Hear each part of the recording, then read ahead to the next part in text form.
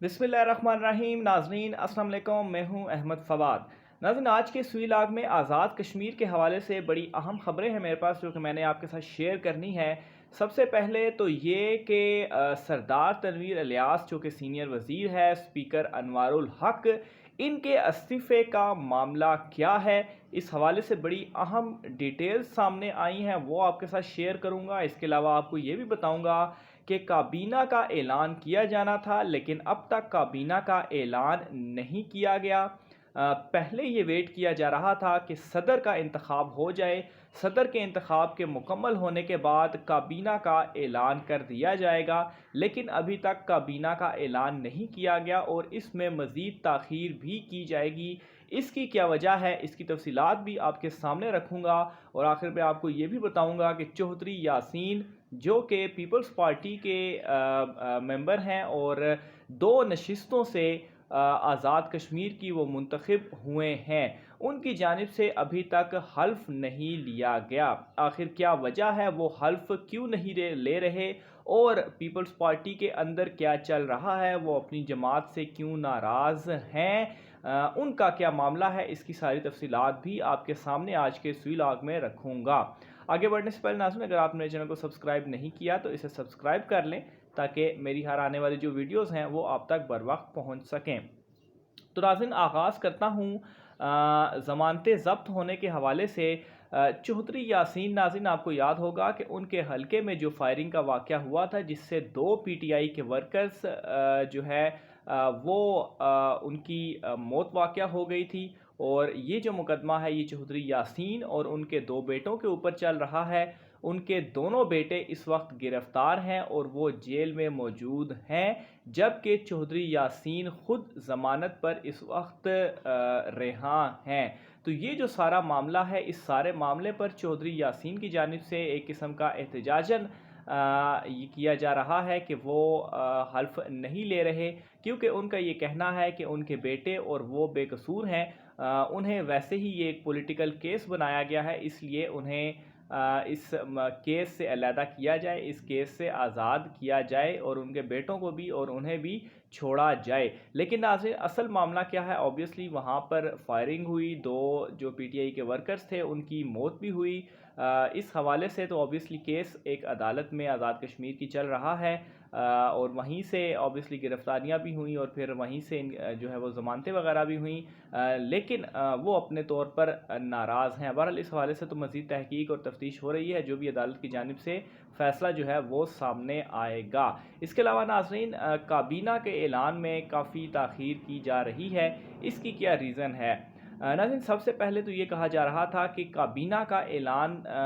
तब किया जाएगा जब सदर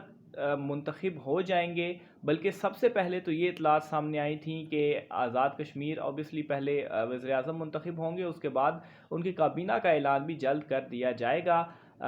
लेकिन अभी तक ऐलान नहीं किया गया और इसमें मज़ीद डिले भी अब आ चुका है। इसकी सबसे बड़ी वजह जो है नाज़रीन, एक तो कौंसल इंतखाबात हैं। कौंसल इंतखाबात जो कि होने हैं 23 अगस्त वाले दिन, तो कौंसल इंतखाबात में कोई गड़बड़ ना हो जाए, इसलिए अभी तक काबीना का ऐलान नहीं किया जा रहा। कौंसल इंतखाबात में गड़बड़ इस वजह से मैं कह रहा हूँ क्योंकि सरदार तनवीर इलियास और बैरिस्टर सुल्तान महमूद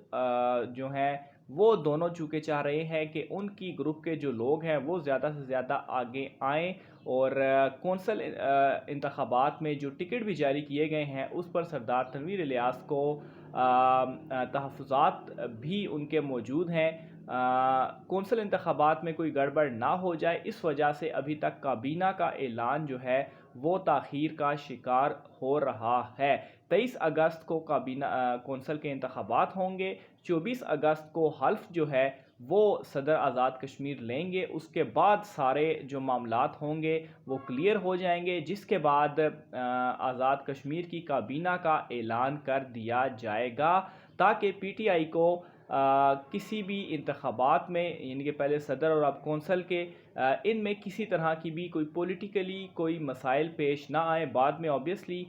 جب کابینہ کا اعلان ہوگا، جس طرح سے آزاد کشمیر صدر بیرسٹر سلطان محمود اور سردار تنویر الیاس کے چلیں معاملات اگر آپس میں گڑبڑ بھی ہوتے ہیں تو آبویسلی اس سے اوورال امپیکٹ تو پڑے گا، لیکن ایک جو انتخابات والا معاملہ ہوگا وہ گزر جائے گا اور پی ٹی آئی ایک سٹرونگ پوزیشن میں ہوگی۔ پھر اس کے بعد جو پی ٹی آئی کے اندرونی مسائل ہیں اس کو وہ بہتر انداز میں نپٹ سکتی ہے۔ آخر میں ناظرین، سردار تنویر الیاس اور انوار الحق کے استعفے کے حوالے سے اگر میں آپ کو ڈیٹیلز بتاؤں تو اس طرح کی اطلاعات سامنے آ رہی ہیں کہ مبینہ طور پر سردار تنویر الیاس اور انوار الحق ان کی جانب سے خاص طور پر کابینہ میں تحفظات کا اظہار کیا گیا ہے اور یہ کہا گیا ہے کہ وہ مستعفی ہو جائیں گے، مبینہ طور پر وہ مستعفی ہو جائیں گے۔ اس کی وجہ یہ ہے کہ وہ یہ چاہتے ہیں کہ ان کے گروپ کے یا ان کی مرضی کے جو لوگ ہیں انہیں زیادہ سے زیادہ وزارتیں ملیں، انہیں کابینہ میں شامل کیا جائے، لیکن دوسری طرف بیرسٹر سلطان محمود کی جانب سے بھی یہ کہا جا رہا ہے یا ان کی جانب سے بھی یہ کوششیں ہیں اور آبویسلی اب تو وہ صدر بھی منتخب ہو چکے ہیں کہ کابینہ میں زیادہ سے زیادہ لوگ ان کے موجود ہوں، زیادہ سے زیادہ وزارتیں ان کو ملیں اور اس کے بعد صدر آزاد کشمیر جو ہیں وہ ان کے حوالے سے بھی اس طرح سے اطلاعات ہیں کہ شاید ایک تیسرا گروپ بھی ان کا بن رہا ہے اور آبویسلی کابینہ انہی کے انڈر ہے، تو وہ بھی اپنی مرضی کے لوگ کابینہ میں وزارتیں جو ہیں وہ انہیں دلوانا چاہ رہے ہیں اور اس کی ایک جھلک ہم نے دیکھی بھی کہ کیسے لبریشن سیل جو ہے کشمیر کا، اس میں 25 لوگوں کی جو تعیناتی کی گئی وہ آزاد کشمیر وزیراعظم سردار عبدالقیوم نیازی کے لوگ تھے، ان کے حلقے کے لوگ تھے اور ان کی برادری کے لوگ تھے، جن کی بعد میں یہ جو تعیناتی والا فیصلہ تھا یہ اس کو روک دیا گیا۔ تو بہرحال اس وقت یہ سچویشن ہے کہ ایک پیغام مبینہ طور پر سردار تنویر الیاس کی جانب سے پہنچایا گیا ہے کہ اگر اس طرح سے مرضی کی گئی تو مبینہ طور پر